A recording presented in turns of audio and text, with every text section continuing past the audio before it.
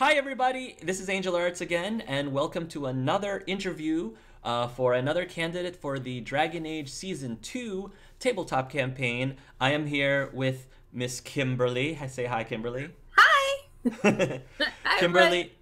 Kimberly, Kimberly is here, and we are just gonna go right into it. So we'll start with the out of character questions, so we can get an idea of Kimberly as a person, and maybe some of her animals will make a few cameos here and Yeah, there. I was gonna say he's gonna be like a co-pilot the whole time. No problem. If he wants to help with answer your questions, he's welcome to it. So Sure. the first the first question, Kimberly, is what is it about the Dragon Age universe that interests you? I really like that each of the countries is a completely different culture, and it's really immersive because of that. They did a good job making every place feel unique and real. So I like that a lot. I also like the high fantasy and the elves. So, but mostly the immersion. I'm sure that it must exist, but I'm waiting for them to talk about the Asian inspired cultures of that world, because I would definitely love to see more of that Yeah. personally. Some more Yeah. Asian inspired things. Uh, Number two, what is it about tabletop gaming or role playing that interests you? What I like most about tabletop gaming and role playing is I get to work with a group of people to tell a story, and I really like becoming another character. It's fun. It's really fun. I'm assuming that's also why you are an actress as well, actor as well. I did quite a bit of acting in high school and in college, and I haven't really done a whole lot since, except for the local plays we do. Brain's not working. Christmas Carol and Oh, stuff. okay. So we do that, I but did. I personally did a lot of theater, especially music theater, in high school and through college as well, and have started doing a little bit more community theater as well. So very community cool. theater is very fun.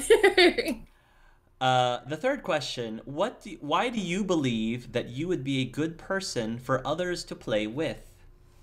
Well, I thought about this one. This is one of the harder ones for me because I was like, I don't really want to be too boastful, but I think I would do well with the group because I like to talk to other people and I'm pretty friendly. Like I like and I like people, so that I think that would work really well.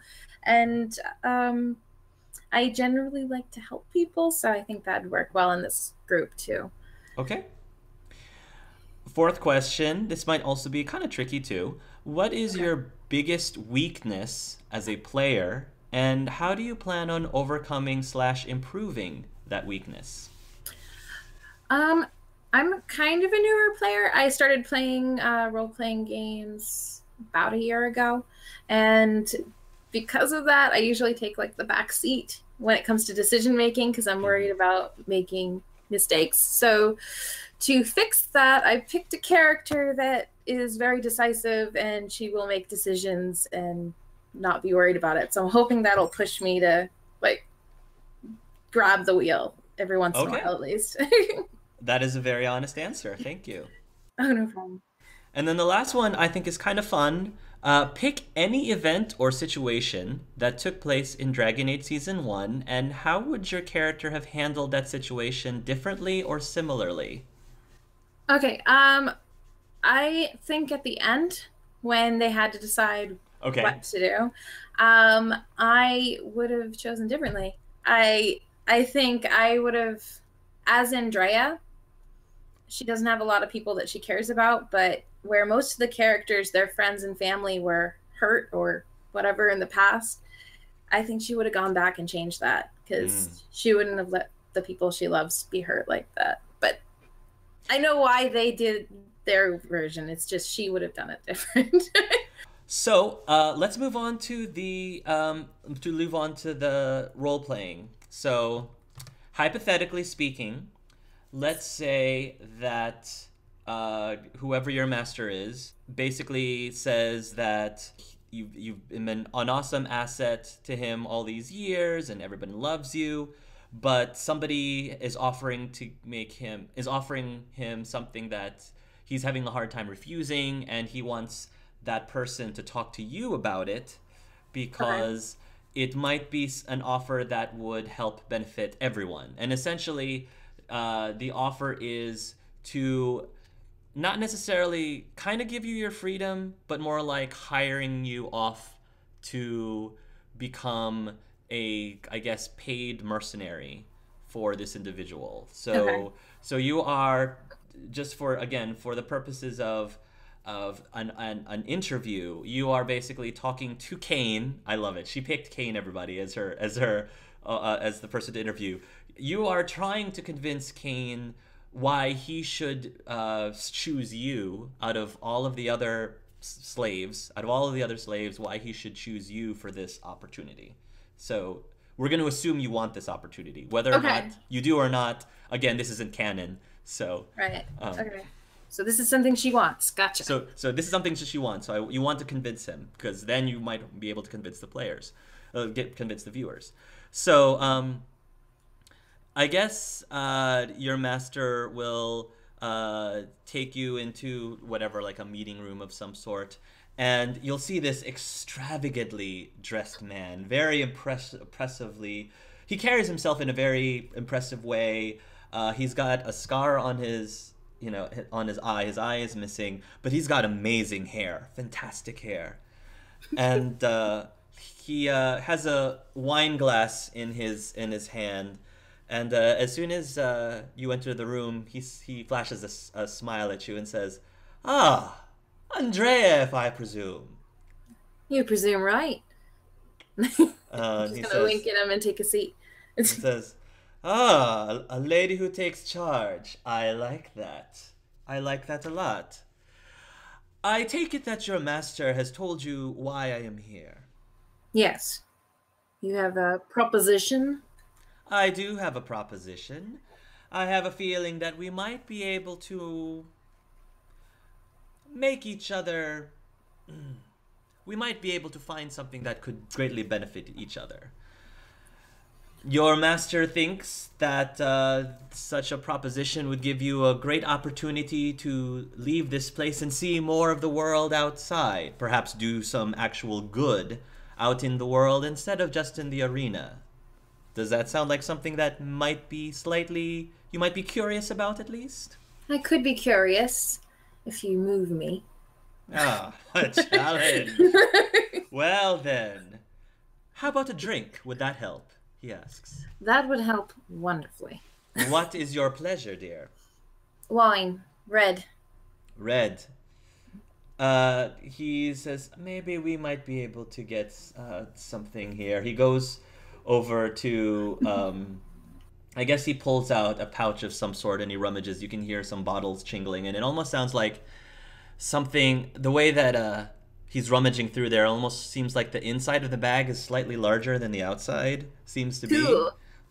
He pulls out something. Yes, ladies and gentlemen, Kane is Mary Poppins. He pulls out a drunken Mary Poppins. He pulls out a one and he says, I think this is a Parvalin brand. I think it's a decent date. And then he pours a glass pours you a glass, and he hands one over to you. Good taste. I think I'll try some of this myself. I'm going to sniff it, and then I'm just going to down it. Put it down. Kane seems mildly amused. He swirls his glass a little bit. He's a little bit more refined. He gives it a little bit of a smell too, and he takes a few sips. All right, my dear, let me ask you a few questions then. So, I have to say, have seen one or two of your battles, but I wanted to hear from you in your own words. What kind of skills do you have? Oh, I have many skills, but my main skill would be to woo the crowd. Over the years, I've been put in many situations that should lie in my death, but rather than die, I have made a lot of influential friends by being charming, and magic helps too. Of course, I agree with you. Influence friends, especially in high places, definitely helps. Definitely helps. He then says, Well, let me ask you this then, just so I can get a better understanding of how to make the deal um, more enticing for you. If you were to come with me, what would you like to see or do the most? Like to see or do? Do you mean on your mission or? No, regardless of the mission. I didn't know if there was a specific location you wanted to travel to. I didn't know if there was a specific thing that perhaps is not as easily for you to be able to participate in or do as a slave. Well, yes. I think the hardest area, well, the area I'd like to avoid the most would probably be Starkhaven, because I might still be known there, or anywhere with too many Qunari. I'd like to avoid that. Oh, not very big fan of other Qunari. Well, they're not a very big fan of their race who don't follow their religion, so Ah, noted. so I would like to avoid that. I've always wanted to go to Antiva. I hear it's very beautiful and warm. I used to have a very good Qunari friend myself. You don't quite remind me of him, though. He's a little bit less, well, he was a little bit more soft-spoken. Let me put it that way. I can't imagine many people remind you of me. You definitely are one in a million, my dear, and that's exactly what I'm looking for. Tell me, I'd like to know, since you've been in the arena for some time, tell me about your first kill. The very first time you've actually killed someone. It may not have even been in the arena.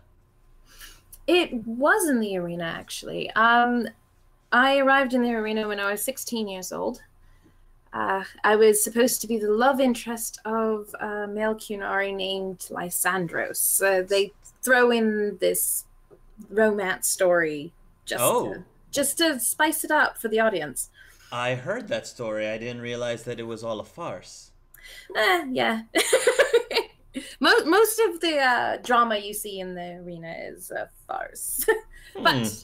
But the actual fighting is real, and Lysandros and Boars were fighting, and everyone thought Lysandros would win, and he did not. He was cut down. Boars was injured, and he was still going to kill me. So to avoid that, I struck him with lightning, and the crowd went wild. So it worked out really well. How did that feel, your first kill? Just out of curiosity. At first, I was scared, and then the crowd started to cheer, and I realized I can do this. And it was easier than it should have been, I'm sure, but I'm a survivor. That's a very good answer, he says. Most people, when they kill someone for the first time, it probably would affect them a little bit more negatively, but you seem to have a very more positive outlook on things, and I admire that. I really do. No.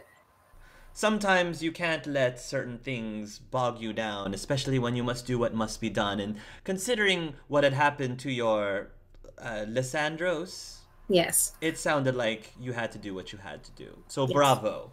Thank you. So let me ask you a question off the books then. Sure. What are your honest feelings on slavery in general? Well, it hasn't turned out poorly for me. I know many people who it has gone poorly for, but I figure no point in dwelling on the negative in your life, especially if there's a lot of it, because you'll never get through the day. So instead, I have embraced my life, and off the books, if I were freed, I would probably continue to fight in the arena, and I might someday have slaves on my own. That's a very interesting answer. And like I said, your positivity is rather infectious, my dear. May I ask, where did that come from? I don't think I've ever met someone who had such rosy glasses as you do. I honestly don't know. I mean, my childhood wasn't much to smile about, but I guess the arena's been happier than that, so why be sad? And I think the constant positivity is mostly because if I wasn't positive, I probably would have died in the arena by now. So it's a good defense against anything deadly. Fair enough. What are your honest feelings on blood magic? Blood magic. Well, a lot of people in Tevinter do it.